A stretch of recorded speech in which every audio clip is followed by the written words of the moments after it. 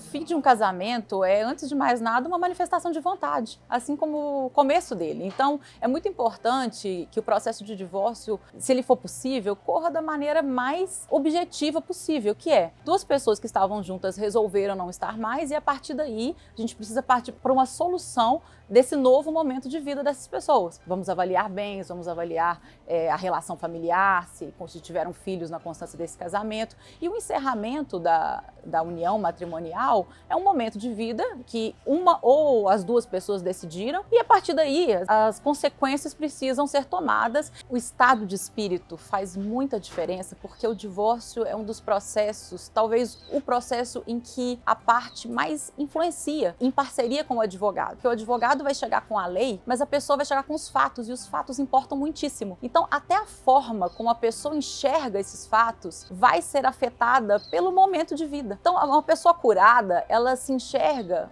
olhando para trás, com muito mais carinho, com uma autocondescendência maior. A relação com o outro, o casamento, é complexo. É uma outra pessoa que está ali, né? Você vai abrindo mão de muita coisa. A cultura nos ensinou assim e hoje a gente está indo por um outro caminho, que bom, né? Uma sociedade machista e patriarcal que não é saudável para ninguém, nem para o homem nem para a mulher. Um relacionamento é uma parceria, né? É uma troca.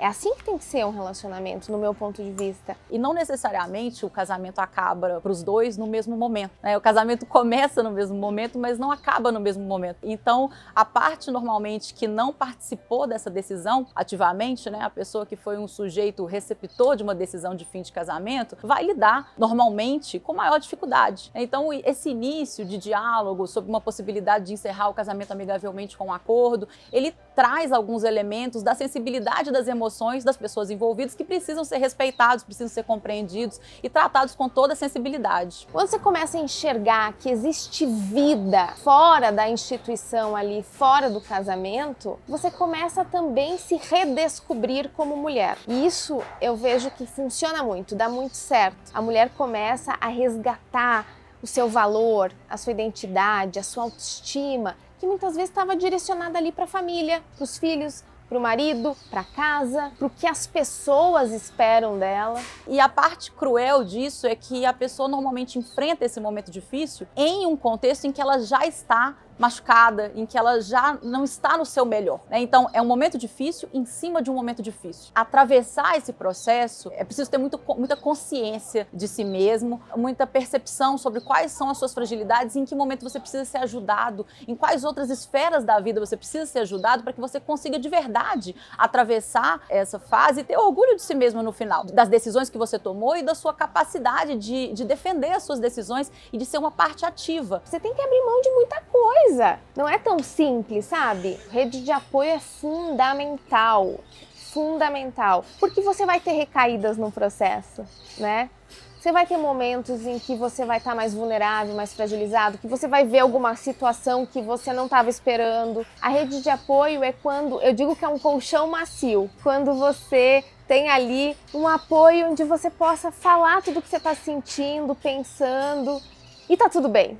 Os pontos que a gente costuma perceber como de maiores causadores de atrito no momento de divórcio são o estabelecimento de pensão, a guarda dos filhos e a partilha de bens. São temas muito delicados e realmente em torno desses três assuntos giram praticamente todas as controvérsias judiciais em direito de família. E a própria alternância de guardas, porque a lei brasileira hoje prestigia a guarda compartilhada. Significa dizer que tanto melhor, se a gente puder estabelecer no caso concreto que a criança conviva com o pai e com a mãe numa quantidade proporcional, né, com intensidade, que ela possa ser criada tanto pelo pai quanto pela mãe, isso é melhor para a criança, então precisa ser prestigiado. Então às vezes o casal vai encontrar uma dificuldade de fazer dar certo, mas é preciso ter em mente que, sendo possível no contexto, isso tem que ser prestigiado porque é melhor para os filhos, né? Quando você constrói ali uma família, você constrói planos, sonhos, é muito doloroso você abrir mão de tudo isso. Então eu vejo que a gente precisa também ter uma postura de sororidade com a dor dessas mulheres.